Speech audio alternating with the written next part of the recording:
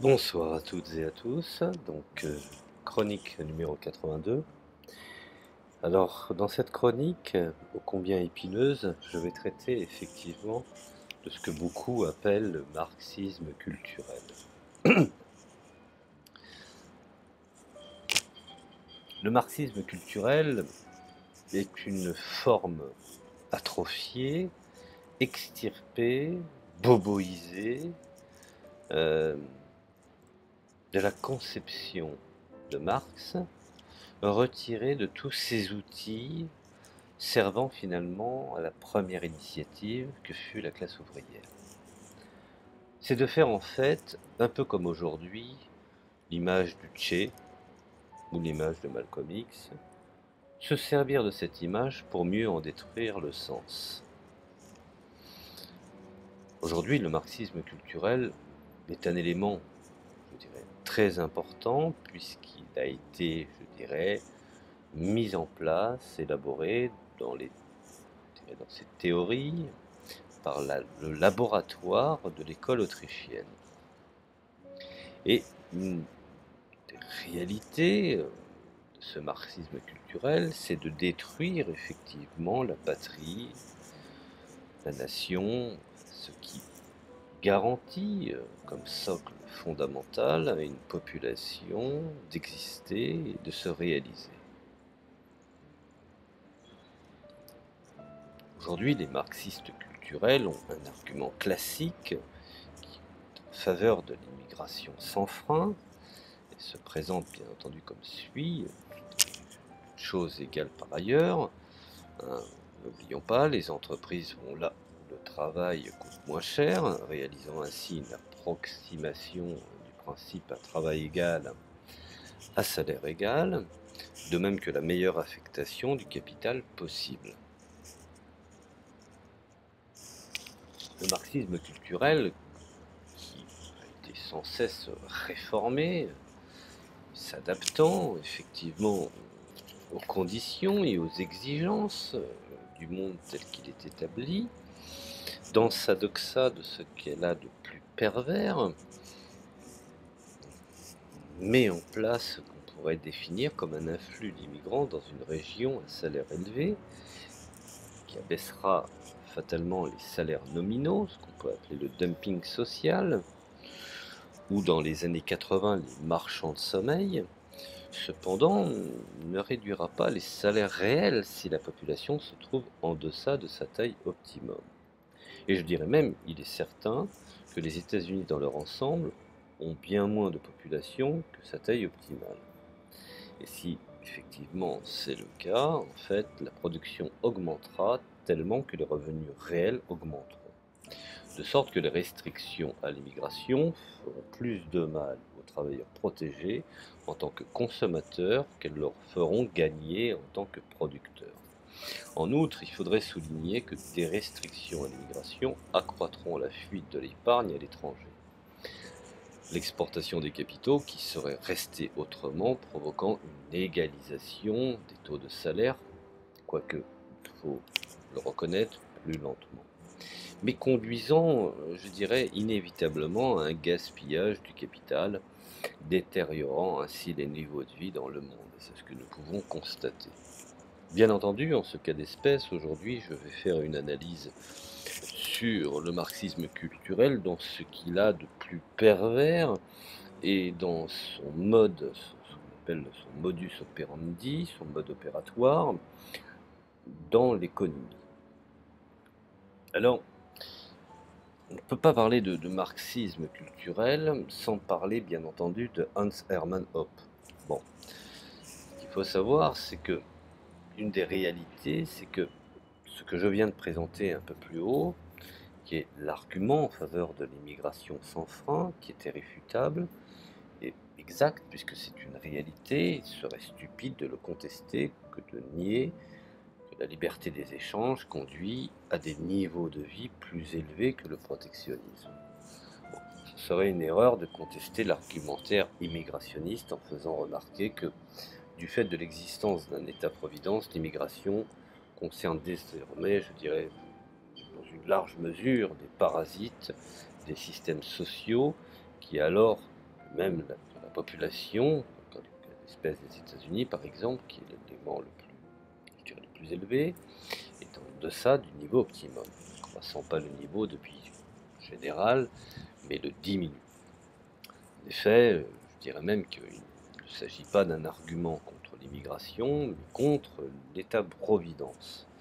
Bien sûr, celui-ci doit être détruit, éradiqué, mais les problèmes de l'immigration et l'État-providence sont des problèmes analytiquement, je dirais, distincts, et on doit les traiter en conséquence.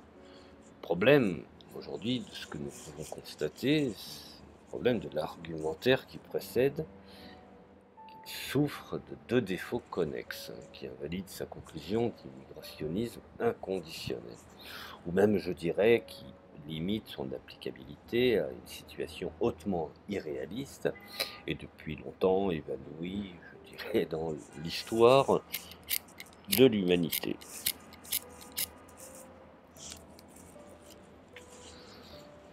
Bien entendu, on ne mentionnera qu'en passant le premier défaut. Un peu pour les libéraux, par exemple, les libéraux conséquents de l'école autrichienne d'économie politique, ceux qui ont été le laboratoire du marxisme culturel, il est évident que ce qui constitue le bien-être est un jugement de l'esprit et les ressources matérielles ne forment qu'une part de ces considérations, même si les revenus réels augmentent du fait de l'immigration.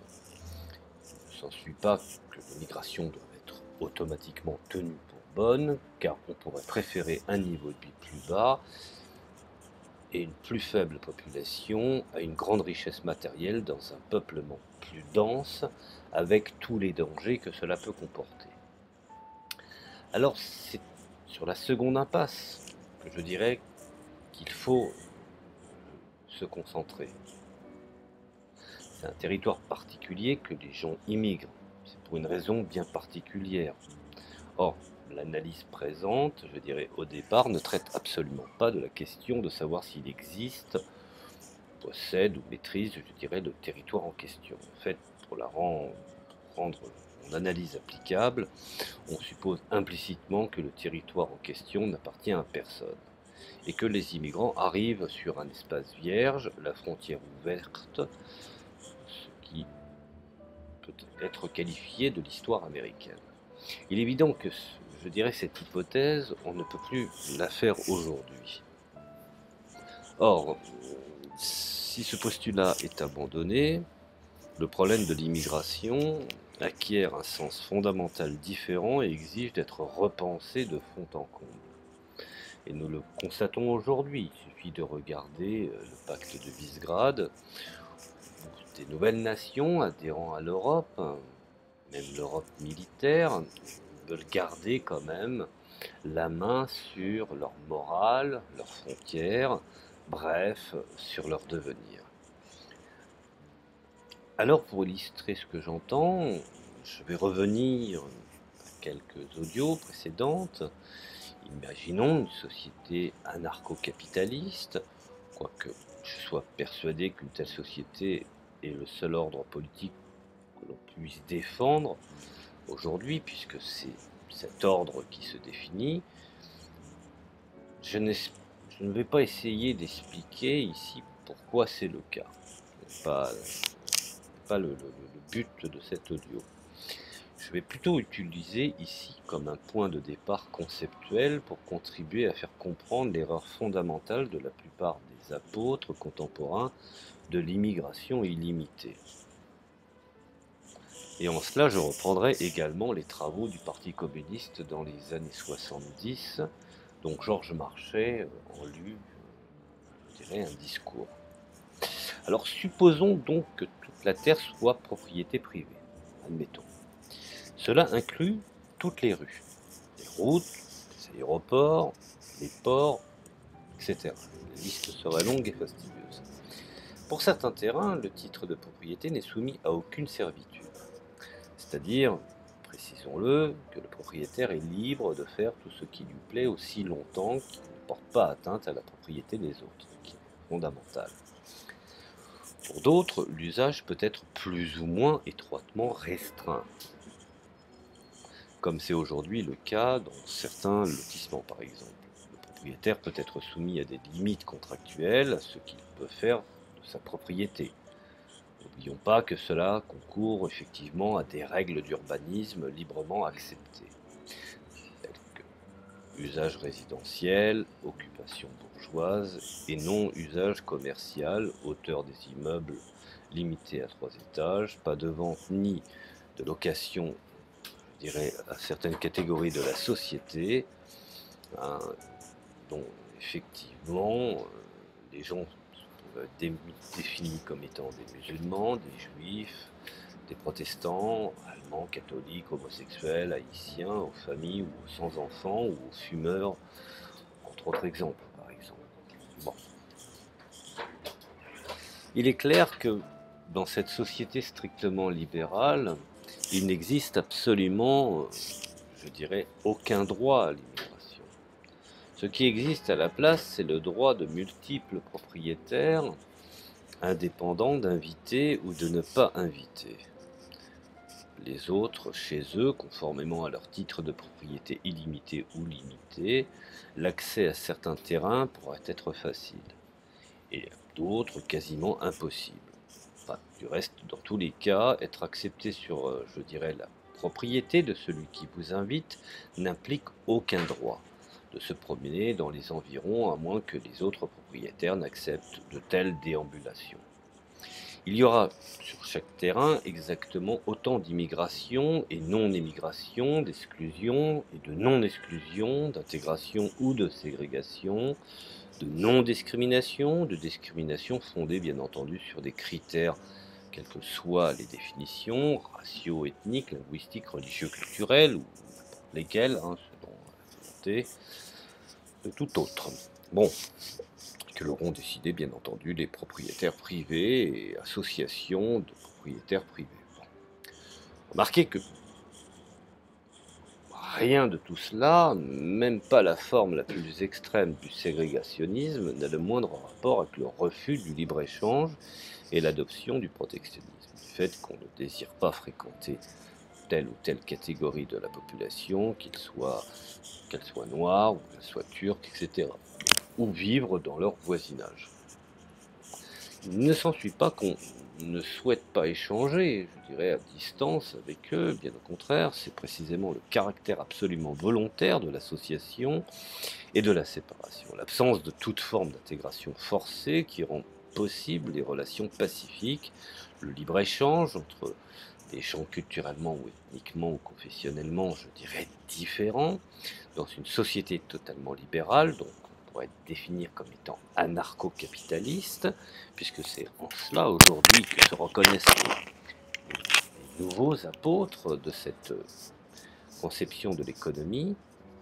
Il n'y a pas de gouvernement central et par conséquent pas de distinction précise entre les nationaux, citoyens du pays, et les étrangers. Cette distinction n'apparaît qu'avec l'institution d'un État, c'est-à-dire d'un groupe de personnes qui détiennent un monopole, ce qu'on pourrait définir comme étant l'agression, donc de l'impôt, le territoire sur lequel s'étend le pouvoir fiscal devient national, donc intérieur, et quiconque réside au-delà de ce territoire devient un étranger.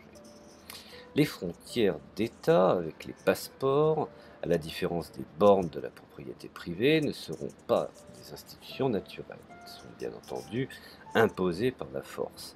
En fait, leur existence est celle d'un gouvernement national, je dirais fausse à deux titres, l'inclination naturelle des gens à s'associer les uns les autres. Tout d'abord, les résidents ne peuvent pas s'exclure de leur propriété. Les hommes d'État, les envoyés du fisc, mais sont victimes de ce qu'on pourrait, je dirais, définir ou appeler l'immigration forcée. Ces agents de l'État, deuxièmement, pouvoir faire intrusion sur la sphère ou la propriété privée de ces sujets afin de les taxer. Alors, un gouvernement doit invariablement prendre contrôle des routes existantes, il emploiera des recettes fiscales à produire encore davantage de routes, dans le but bien entendu de faciliter son accès à toute propriété privée, donnant ce qu'on pourrait appeler une circulation attractive du commerce et de l'information, ce qui peut être comparé comme les autoroutes physiques au même titre que les autoroutes de l'information, comme matière fiscale potentielle, ainsi que cette surproduction des routes n'applique pas seulement une facilitation, je dirais, innocente du commerce interrégional, mais un abaissement des coûts de transaction comme les économies naïves, qui voudraient nous le faire croire. C'est aussi une intégration nationale forcée, une désagrégation artificielle de localités séparées. En outre, avec l'installation d'un gouvernement et des frontières d'État, l'immigration prend un sens entièrement différent. L'immigration devient une immigration d'étrangers à travers des frontières d'État, en la question de savoir si une personne doit être admise n'incombe plus à des propriétaires privés ou à des associations de propriétaires privés, mais aux hommes de l'État en tant que souverains ultimes. Tous les résidents nationaux et comme propriétaires de fait de toutes les possessions. Cependant, si les hommes de l'État excluent une personne, alors même qu'un résident national est disposé à l'accueillir sur sa propriété, le résultat est une exclusion forcée. Phénomène qui n'existe pas dans une anarchie de propriété privée. En outre, si les hommes de l'État laissent entrer une personne, alors qu'il ne se trouve pas et ne serait qu'un seul résident national qui souhaite admettre cette personne sur sa propriété, le résultat est une intégration forcée, ce qui n'existe pas non plus dans une anarchie de propriété privée. Maintenant, essayons d'ajouter ce postulat historiquement, je dirais factuel ou réaliste, à supposer ou supposons que l'État est propriété privée. Le souverain possède littéralement l'ensemble du pays dans les limites de ses frontières. Il est pleinement propriétaire d'une partie du territoire. Son titre de propriété est, bien entendu, illimité et possède partiellement, je dirais, le reste. En tant que propriétaire ultime, ou prétendant au revenu résiduel de tout ce que les possessions immobilières, quoique contraint, je veux dire, par une espèce de contrat de location préexistant, il peut vendre et léguer sa propriété, et il peut, je dirais même, calculer et réaliser la valeur de son capital, qui en l'occurrence est devenu le pays. Revenons par exemple sur un peu d'histoire, essayons de voir ce qu'on pourrait qualifier comme étant les régimes primitifs. Nous avons, en cas d'espèce, les monarchies traditionnelles et les rois qui sont les exemples historiques les plus proches de cette forme de gouvernement. Et que sera finalement la politique d'immigration et d'immigration caractéristique d'un roi. Dans la mesure où il possède l'ensemble de la valeur en capital du pays, il aura tendance, ne supposant pas d'autre intérêt que le sien, à choisir les politiques de migration qui préservent ou accroissent la valeur de son royaume. Au lieu de la diminuer en ce qui concerne l'immigration, un roi voudra, je dirais même, empêcher l'immigration des sujets productifs, et particulièrement de ces sujets les meilleurs et les plus productifs, parce que les perdre diminuerait la valeur du royaume. Par exemple, de 1782 à 1824, une loi interdisait aux ouvriers qualifiés de quitter la Grande-Bretagne. En revanche, un roi souhaitera expulser ces sujets improductifs et destructeurs, ce qu'on pourrait déterminer comme étant les criminels, les clochards, les mendiants, les Romains Michel, les vagabonds, etc. Bon. Car les extirper du royaume accroîtra automatiquement sa valeur. C'est pour cela que la Grande-Bretagne a expulsé des dizaines de milliers de délinquants de droit commun aux États-Unis du Nord et en Australie. Vous voyez, des fois l'histoire est assez étonnante quand on l'étudie. Même si aujourd'hui les États-Unis sont un pays de référence en matière de développement technologique, on a tendance à oublier qu'effectivement ce sont des bandits qui ont constitué ce pays. Bon. Maintenant, en ce qui concerne par ailleurs l'immigration, restons dans ce qu'on appelle, en cas d'espèce, le domaine royal.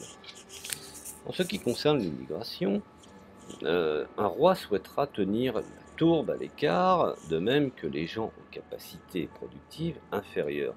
Cette dernière catégorie, ne l'oublions pas, ne sera admise que temporairement, si elle est seulement, je dirais, comme travailleurs saisonniers. Sans droit de citer, comme grand nombre de Polonais furent admis comme travailleurs saisonniers en Allemagne après 1880.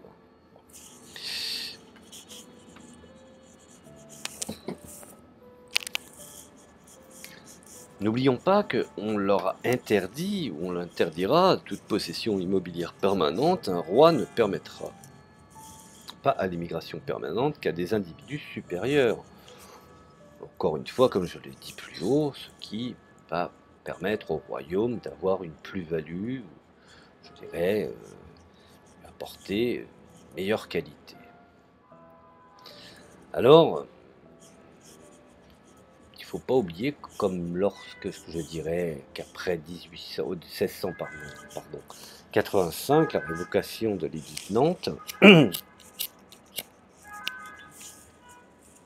des dizaines de milliers de Huguenots furent autorisés à s'installer en Prusse, et lorsque Pierre le Grand, Frédéric le Grand et Marie-Thérèse d'Autriche facilitèrent l'immigration et l'établissement d'un grand nombre d'Allemands en Russie, en Prusse et dans les provinces orientales de l'Autriche-Hongrie.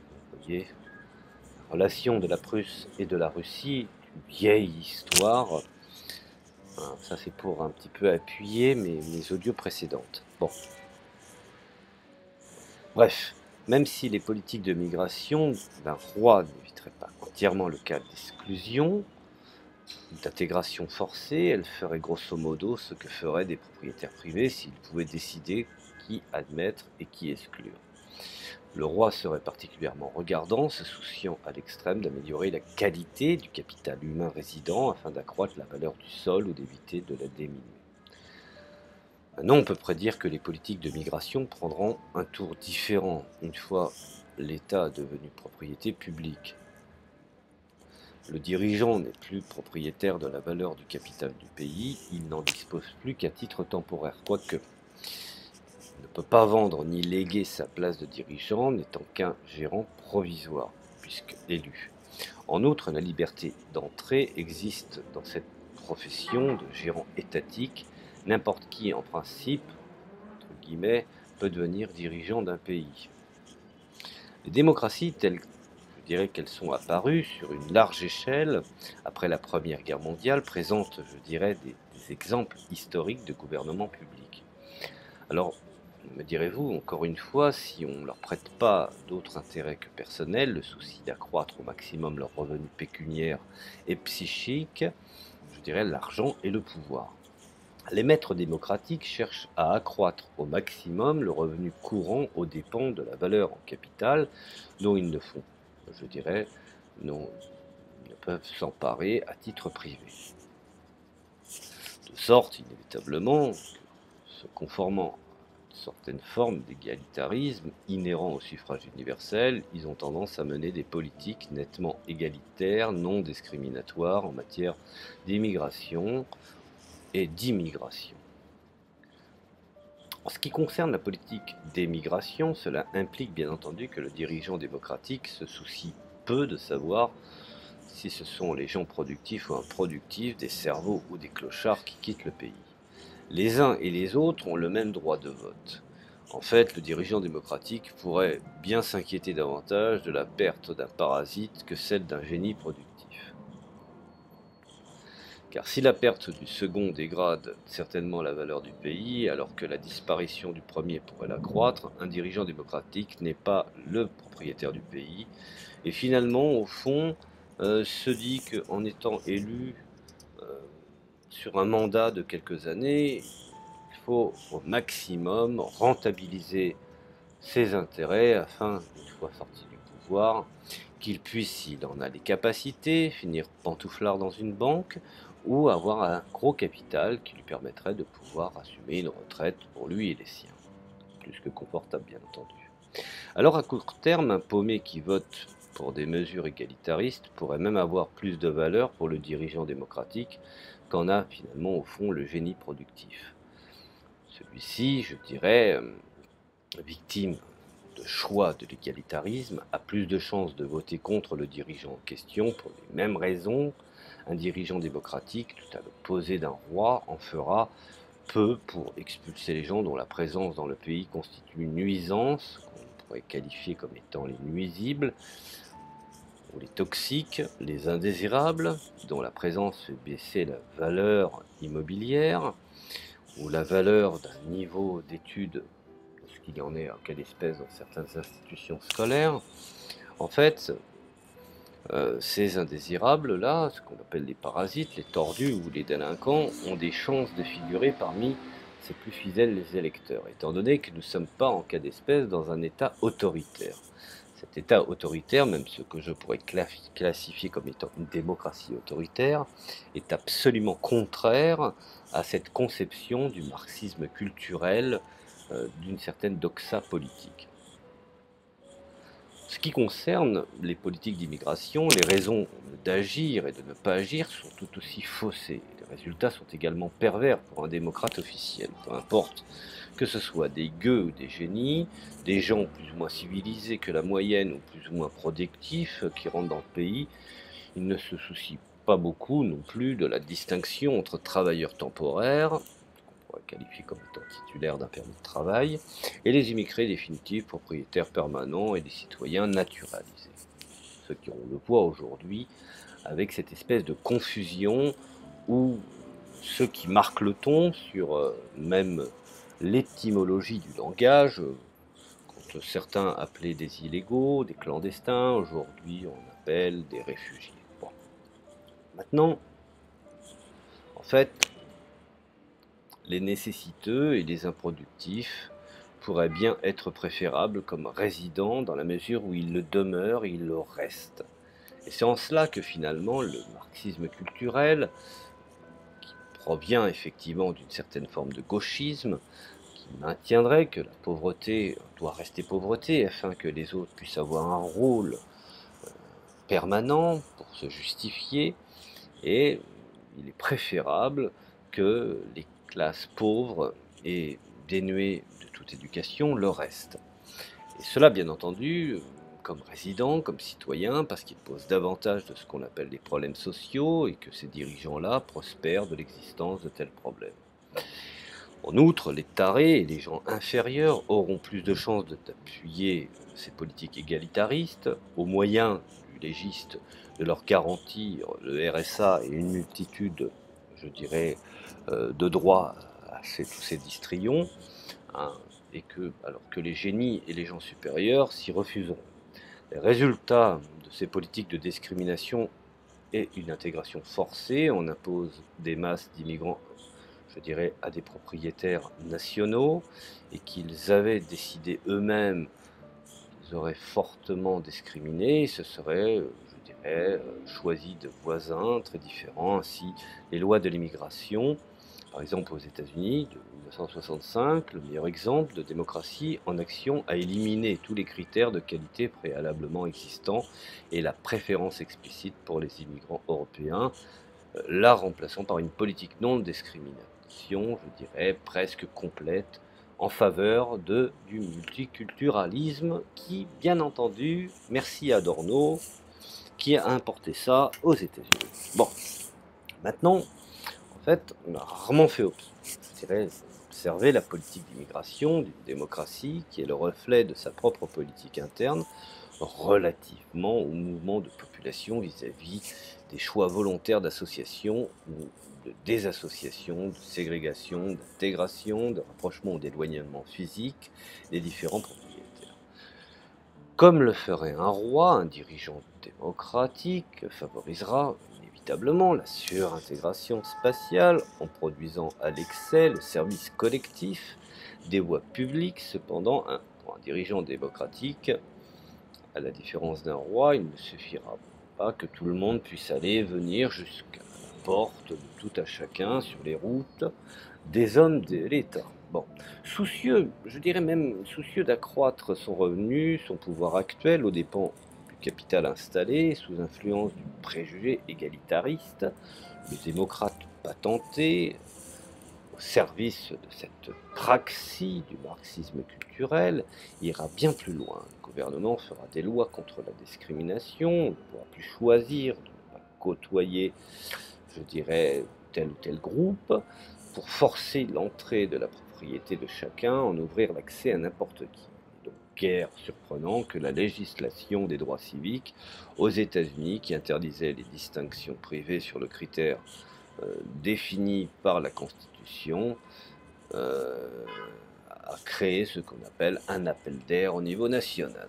proposait finalement au fond de ce fait une sorte de désagrégation et a coïncidé avec l'adoption d'une politique d'immigration à tous azimuts, ce qui signifie finalement une désagrégation internationale imposée, puisque c'est le modèle aujourd'hui, je dirais, le support de ce que beaucoup oublient, ce qui est un support actuel du marché économique.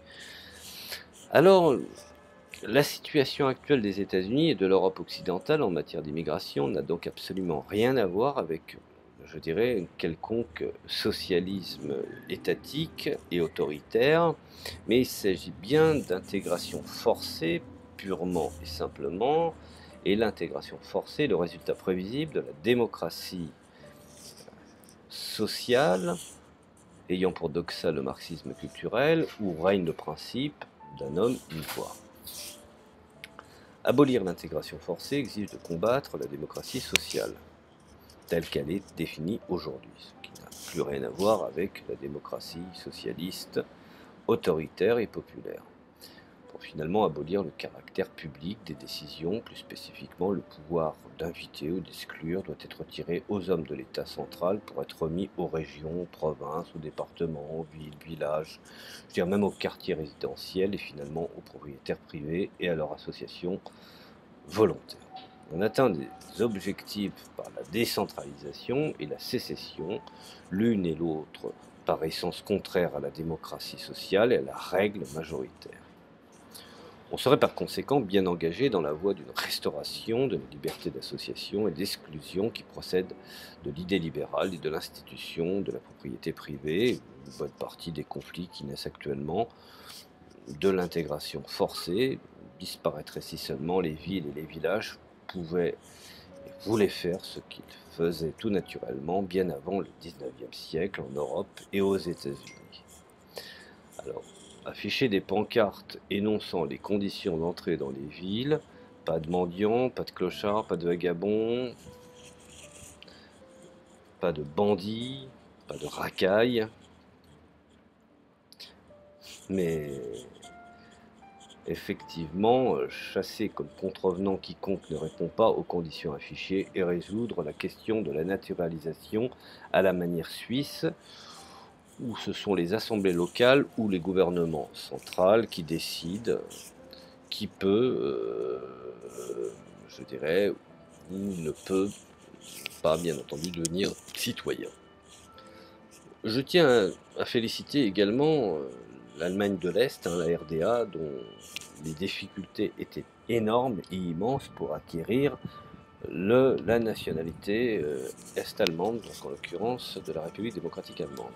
Ce qui était tout à fait différent avec les conditions de l'obtention de la nationalité en RFA. Bon.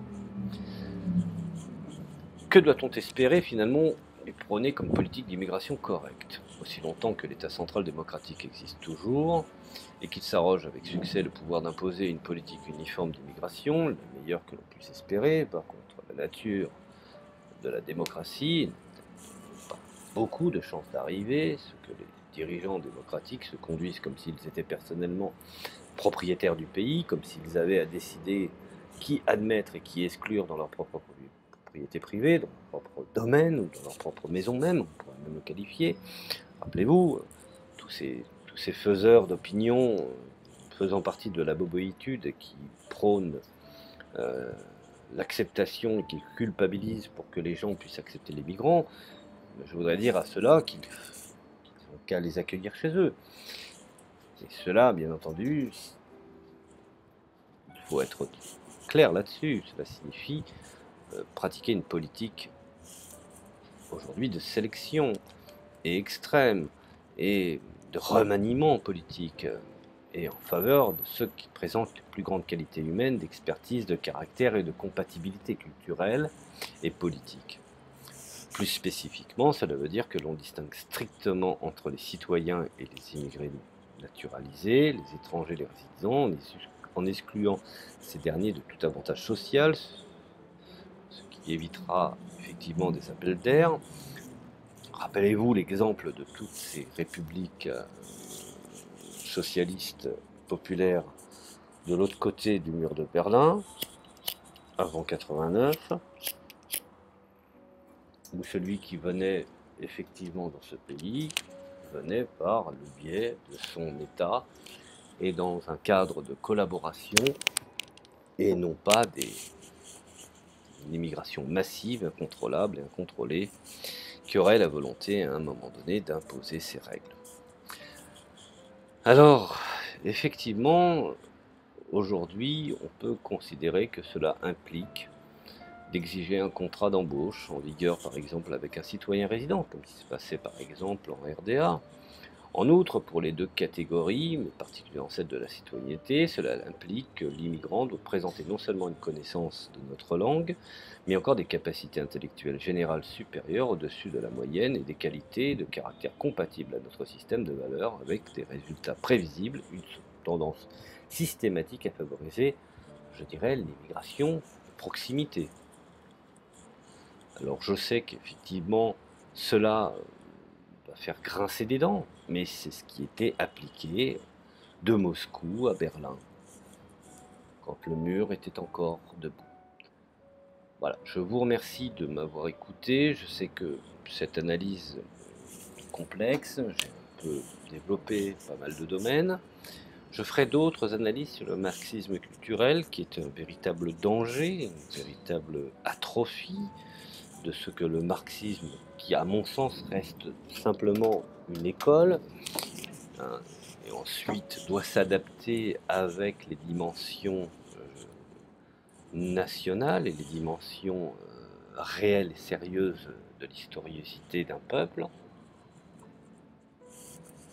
et non pas une espèce de conglomérat d'un vaste marché international incontrôlable dont certains tireraient bien entendu les ficelles. Voilà, je vous remercie de m'avoir écouté et je vous dis à la prochaine chronique.